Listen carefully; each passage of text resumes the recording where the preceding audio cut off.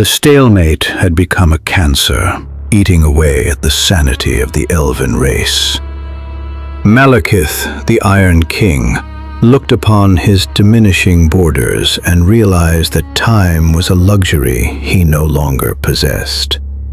He was the son of Anarion, the rightful heir to a world that refused to recognize him, and his fury had reached a point of critical mass. In the obsidian depths of Anlik, surrounded by the weeping ghosts of his own kin, he made a pact with the void. He did not merely want to conquer Ulthuan anymore. He wanted to punish the very geography of the world for its defiance. He would reach into the engine room of reality, the great vortex, and strip the gears until the world ground to a halt. At his side, Marathi played the final notes of her long symphony. She saw the fraying edges of her son's mind and stitched them together with dark sorcery. She whispered of a world reborn in their image, a world where the laws of physics and morality were replaced by their absolute will. Together, they gathered the Cabal, the most depraved sorcerers to ever walk the mortal plane, and began the march toward the Isle of the Dead. They didn't march with drums. They marched with the sound of grinding stone and the low hum of the abyss. The air around them began to distort, the grass turning to glass under their feet as they approached the center of the world's magical heartbeat. But fate had one final card to play. From the smoking calderas of Caledor came the Prince of Dragons, the man who bore the name of the land itself. Caledor Dragon Tamer saw the sky turning the color of a dying star and knew that the prophecy of the end times was no longer a warning. It was a schedule. He didn't call for a vote. He didn't wait for the Phoenix King's permission. He sounded the horn of Magni, a call that resonated in the very marrow of the ancient drakes sleeping beneath the earth. From the deep magma chambers, the great dragons rose, shaking off the slumber of ages. They were the world's immune system, and they were preparing to purge the infection of Nagaryth. The meeting at the Vortex was not a battle in any traditional sense. It was a collision of two incompatible versions of existence. On the black sand shores of the Isle of the Dead, Malekith began his ritual. The sky tore open like a wound. Raw, purple-black energy from the realm of chaos poured down in a torrent, turning the sea into a boiling soup of transmuted matter. The High Elven fleet, led by Caledor on the back of his ancient sun dragon, flew into a hurricane of literal madness. Arrows dissolved into butterflies. Silver armor melted into liquid light. Reality was beginning to unspool, and Malekith was the one holding the thread. At the climax of the ritual, Malekith drove his staff into the heart of the vortex. He intended to siphon its power, but he had underestimated the sheer cosmic pressure of the magic he was trying to tame. It was like a child trying to hold back an ocean with a wooden bucket. The vortex, the great drain that kept the world from being swallowed by chaos, began to pulse with a lethal, erratic rhythm. The shockwave of the first hiccup in the ritual didn't just kill the sorcerers. It sent a psychic scream across the planet that caused every living creature to fall to its knees in agony. The veil between the worlds didn't just thin, it shattered. Then came the sound. It was the sound of a continent's spine snapping. The tectonic foundations of Ulthuan, which had stood since the Old Ones walked the earth, were sheared apart by the sheer force of the magical backlash.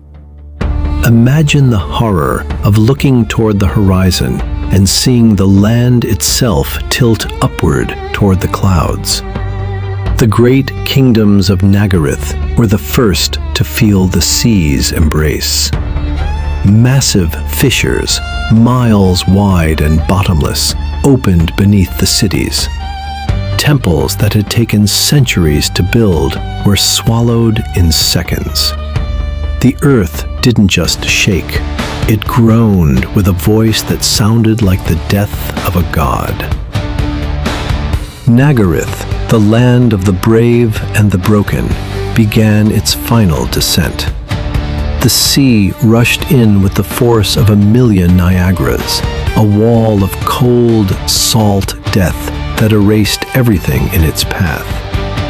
But Malekith, even as his world drowned, refused the dignity of defeat. With a scream that combined the power of his stolen magic and his eternal spite, he cast one final spell.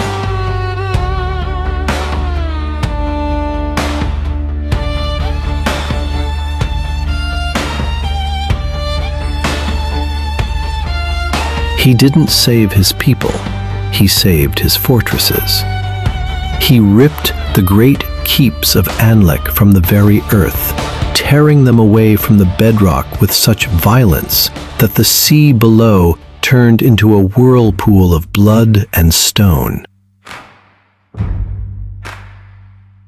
The tide went black that day when the old glass split. These became the Black Arcs, floating, jagged splinters of a sunken world, fueled by the souls of the sacrificed. Cold bells in the mud, you heard the world crack like a branch in blood.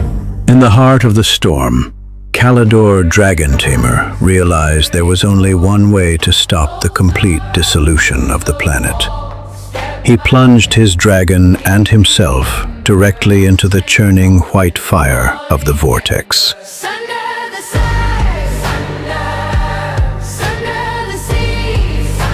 He used his own soul as a stitch, binding the magical tear together through sheer force of will. He saved the world, but the price was an eternity of consciousness trapped in a cage of pure energy, forever holding back the tide of demons that Malekith had invited in. Crowns on the foam, like driftwood and He became the eternal warden of a prison he built for himself, a sacrifice that the world would eventually forget, but without which the world would cease to be. The bitter exile. The dust finally settled, but the world was unrecognizable.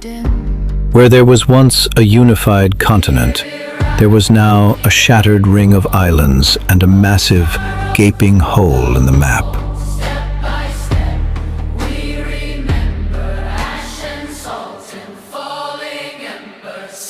The High Elves stood on the cliffs of Lothern, looking north at the empty horizon where their brothers once lived.